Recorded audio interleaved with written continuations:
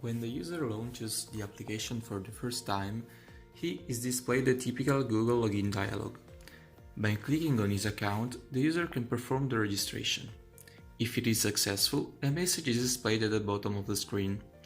As a consequence, a new document containing the user's information is added to the Firebase database.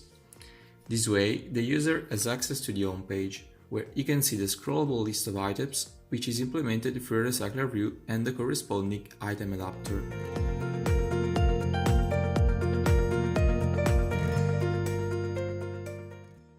Here, the user can look for an article by simply scrolling the list. Alternatively, he can click on the lens icon and, by typing the keywords, like for example barbecue, the list is automatically filtered, showing only the items whose name or description matches the filter. Moreover, the user can be more specific and apply other kinds of filters, like a minimum and a maximum price, or the main category the item belongs to, and finally, he could also select a subcategory. If the user then wants to reset the filters, he can tap on the dedicated button and the original list will be displayed again.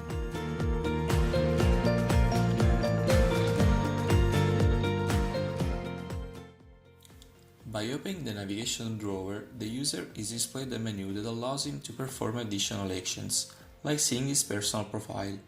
Here, by tapping on the pencil icon, the user has access to a new screen where he can add personal information.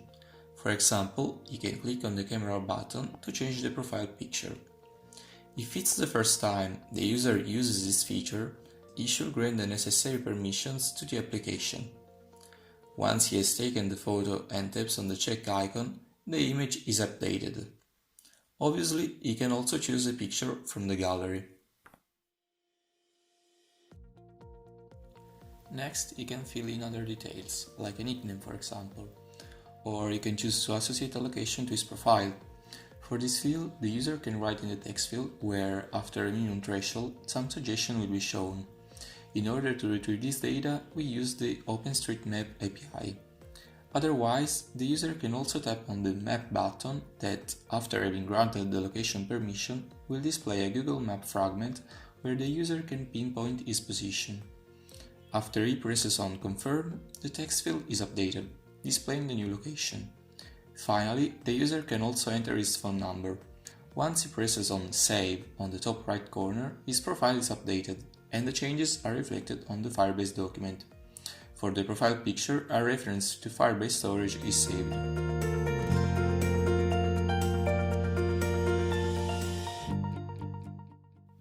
If the user opens again the drawer, you can see that the picture has been updated here as well.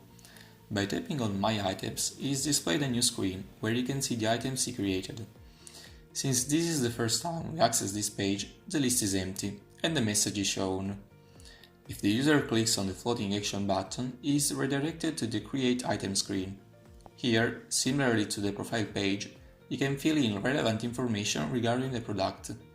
He can choose the item picture, either from the camera or the gallery, then the title, a short description, the price, the location, either through the autocomplete or the map, an expiry date, the main category as well as the subcategory the item belongs to. When he clicks on Save, the item is stored into the database, and the corresponding data are added to the collection of items inside the user document.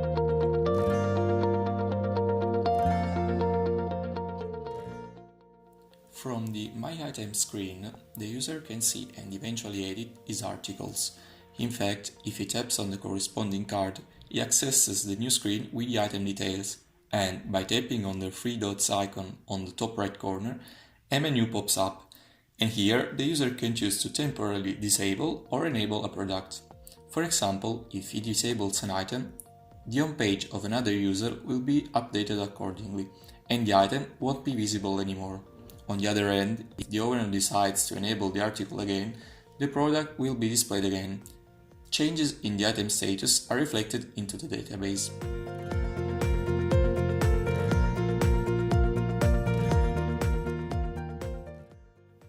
When the user is in the home screen and he finds an article he is interested in, he can tap on the green heart to show his interest in the item. This way, a notification is sent to the owner through the Firebase messaging service. The potential buyer can of course see the details of the item by tapping on its card. Then, additional information are shown in a new screen. Here, the user can also see the location of the item on the map, and through the floating action button, he can notify the user is interested in the article. As you can see, going back to the home page, the previously shallow hearts are now filled, and the counter next to the fire icon indicates how many people are interested in the article. Moreover, in the navigation drawer, the user can click on My Favorite Items in order to see the list of the items he's interested in.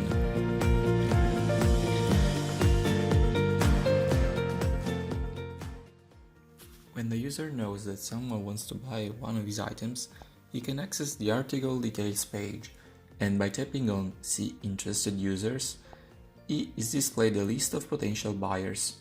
Moreover, by clicking on the card, he can see the other user's profile.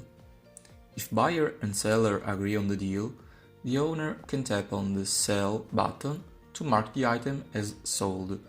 As a consequence, the name of the buyer will be displayed in the item details screen.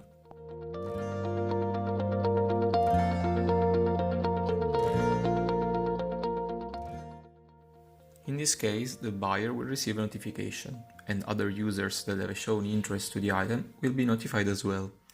Then the buyer can see the list of items he bought by tapping on Bought Items in the navigation drawer. Here, for each item, a card is displayed. Furthermore, the buyer can tap on the green star in the bottom right corner of the card to open a dialog.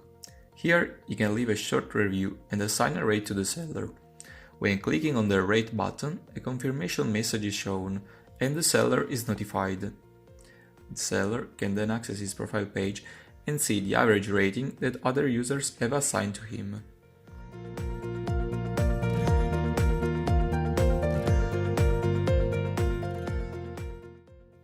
The main types of data used by the application are the user and the item. These objects have been defined as Kotlin data classes in order to simplify the interaction with the database. Every time a fragment needs certain data, like the user or the item information, it calls a specific function in the viewModel class, which returns a mutable live data. Then, the fragment can start listening for some changes in the data through an observer function. In order to retrieve the current data, the viewModel needs to communicate with the repository class that is in charge of performing the necessary queries on the Firebase database and returning them to the viewModel. Since each query is asynchronous, the viewModel has to wait until the operation is completed, and this is achieved by adding a snapshot listener to the query we performed, so that when the value has been obtained, the viewModel can update the value of the immutable live data. This way, since the fragment was observing the value of the live data, once the value is updated, the observer function is triggered and the fragment can perform the necessary operations with the data, like updating the view. The model view viewModel pattern allows to safely store the necessary data in the viewModel instance.